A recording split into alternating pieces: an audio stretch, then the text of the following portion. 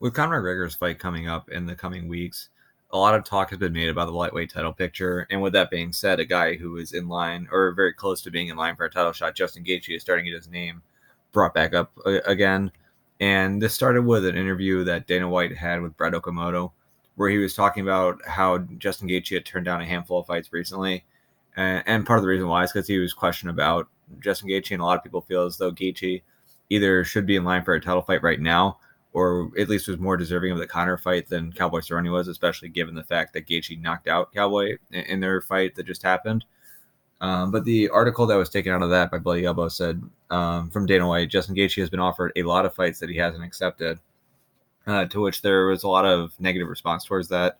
The particular tweet I have pulled up here is from Luke Thomas, and there are plenty of others like it in this tweet in and of itself, and seem to do pretty decent on Twitter, where he says, Gaethje is apparently being passed over for a title shot as a result of this, which is to say for managing opportunities he sees in his own best interest, or put another way, for what are typically considered routine parts of negotiation between boxer and promoter. And a lot of people seem to feel as though by Dana White coming out and speaking against Justin Gaethje turning down fights, that it's like the UFC is doing something wrong or they're doing something unfair to Gaethje. It's worth noting the obvious point here, which is that if we're looking at the lightweight title picture, the most deserving person for a title fight is the person who has that title fight, and that's Tony Ferguson. Justin Gaethje's on a 3-fight win streak. He's won 3 of his last 5, 4 of his last 6, if you count all of his UFC fights. Tony Ferguson, I think, is like on a 12-fight winning streak at this point. So Ferguson definitely deserves the title fight, and of course, Ferguson has a title fight, so really no harm, no foul there. Now, as far as Justin Gaethje's response to this, he was interviewed about it, and he detailed all the different fight offers that he's had. A couple of them were offers with Tony Ferguson, where those fell through, and it sounds as though they fell through on Ferguson's end.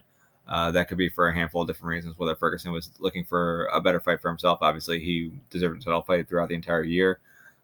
You also have the issue that he had back in April where he was dealing with some mental health issues.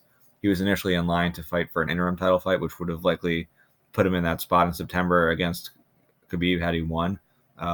In the end, instead of it being Max Holloway versus Tony Ferguson or Dustin Poirier versus Tony Ferguson, it was Dustin Poirier versus Max Holloway. Holloway falls to Poirier. Poirier moves on, faces Khabib. So I can understand his frustration there, where he was trying to get a fight with Ferguson and that didn't come through. But then there was also talk that there was a little bit of a lull where Tony Ferguson was still trying to work his way into that title fight. He was still negotiating. And that sort of goes in line with what Luke Thomas is saying, except in the other direction, where here Luke Thomas is trying to insinuate that the UFC, if you start negotiating with them and trying to do what's best for you, they'll just pass you over and move on to the next one. Tony Ferguson was option A. Justin Gaethje was option B. Tony Ferguson was absolutely negotiating. We know that because there was that whole situation where Khabib had signed on to fight Tony, and then Khabib's manager came out pretty much saying, hey, look, Tony, the contract's there, sign it. The UFC was pressuring Tony to sign it. Khabib's manager was pressuring Tony to sign it. Tony didn't like the offer that was given to him. As a result, Tony flies out with his management group to Las Vegas and eventually signs for the deal. So there we actually saw an example of a fighter holding out until they felt like they had a deal that was fair to them and actually getting that deal rather than being passed over for the next option. So rather than the UFC saying, okay, fine, Tony, you don't want to accept this deal, we'll just move on to Gaethje. They worked with him and eventually came to a deal there, and now are signed for that fight in April out in Brooklyn. So to bring it back to Gaethje, though, the offers that he did decline in the meantime, and from what he's saying, this was during the time that they were still talking to Tony Ferguson and trying to see if he was going to get the next title fight. He said he declined an offer to fight Charles Oliveira out in Brazil, and also an offer to fight Dan Hooker in Australia. If I'm Justin Gaethje and I am option B for a title fight, and option A is a little bit chaotic there with Tony Ferguson, I would probably do the same thing as him. Granted, I'm sure he could make decent money to fight Oliveira in Brazil. He could probably make decent money to fight Hooker in Australia. But the money you can make from fighting Khabib is much higher than that. Never mind if you actually pull off the victory. There's a lot more money to be made from there, not only off of the new pay-per-view points that you'd be finding yourself having as a champion, but Khabib is a star now, and if you beat a star, you can definitely take some of their shine. We saw Khabib absolutely blow up after he beat Conor McGregor. We've seen plenty of other people become much bigger after knocking off a star. So I don't blame Gaethje for holding out and trying to get the fight. It seems as though he understands that he was option B. Some fans might not feel that he was option B, but he seems to understand that he was option B behind Tony Ferguson, which he was. So for him, I really don't see there being any harm in what he did. I don't think that he acted improperly for the UFC. Don't really think they acted improperly here either. Um, they're trying to negotiate. They're trying to find fights for people in the meantime. I think to them, they didn't feel as though Gaethje was the number one contender. They want to keep him active. They're offering him other fights, and they're good offers at that. I mean, you have the Oliveira fight, which would have been a great fight, especially for Oliveira, given that he hasn't had a whole lot of luck finding ranked opponents who are willing to take him on, especially at lightweight, especially right now. He had some opportunities in the past, but he's made a lot of improvements since then. His striking has gotten a lot better. We've seen in recent fights where he's either been winning fights on his feet or using the damage that he caused on the feet to set up a submission once the fight hit the mat, or even at some points, if it's hit into a standing clinch, he would still find submissions. So I would have loved to have seen that fight. Unfortunately, we're not going to get it. Hopefully, Oliveira gets another highly ranked guy sometime soon. Dan Hooker, again, that's an interesting style matchup. After Poirier and Alvarez knocked out Justin Gaethje, he talked about how he wanted to change up his style and take a lot less damage. He's had 3 first-round knockouts since then, so we haven't really seen him forced into a position where he has to try to take a guy down who's outstriking him or just keep swinging away on the feet.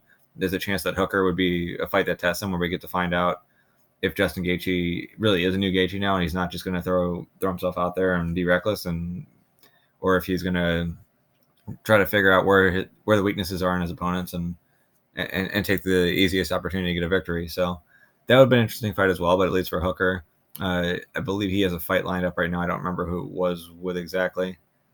He just had the fight with Iaquinta. I think he's got another one. It's Paul Felder. He's got Paul Felder lined up. So he's got another ranked guy, so that's good for him. So hopefully Oliveira finds someone to fight. For Justin Gaethje, I don't think he'd really want to start looking at what's next for him until this Conor McGregor fight. There are some people who think if Conor McGregor wins that he's going to look for a fight with Khabib Nurmagomedov.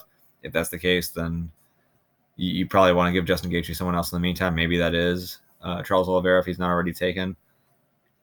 If Conor McGregor wins and he decides he'd rather set his eyes on Jorge Masvidal, well, then maybe you're sort of in a position where you just kind of hang on, wait until the title fight in April, and then try to pick the winner there.